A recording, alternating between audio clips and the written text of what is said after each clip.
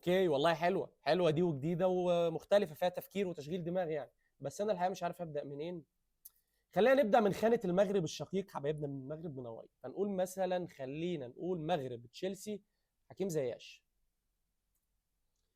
مغرب مانشستر يونايتد برضه لعيب حالي نصير مزراوي.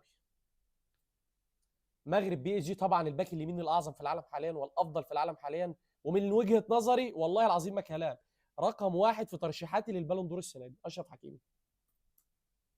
عايز بقى تتعارك معايا تعارك يا باشا، انا بقول رايي براحتي.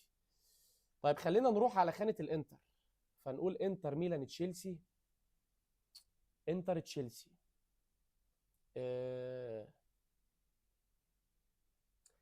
زولا ما عداش على الانتر، ما عداش طب خلينا نقول انتر يونايتد ونانا. سيب انتر تشيلسي دلوقتي.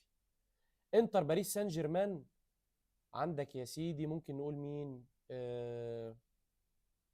انتر باريس. والله ممكن نقول مين، مش عارف.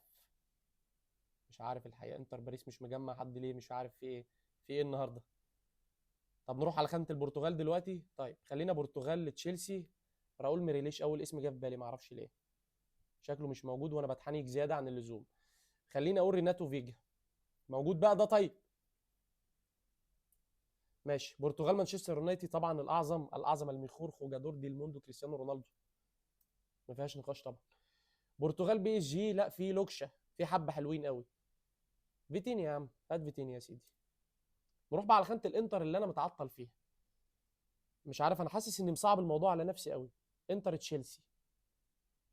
امم زاباكوستا ما لعبش في الانتر، ما لعبش. طيب وانتر باريس دي برضه المفروض في حد سهل. انتر باريس جبته ايكاردي. في ايه يا جدعان؟ مش فاهم في ايه، الواحد مخه بيقف ليه كده. والحقيقه انتر تشيلسي دي انا عارف ان في حد وعارف ان هو سهل بس مش مجمع خالص. فالمطلوب بقى منك ان شاء الله في الكومنتات تقول لنا لعيب لعب في انتر ميلان وتشيلسي.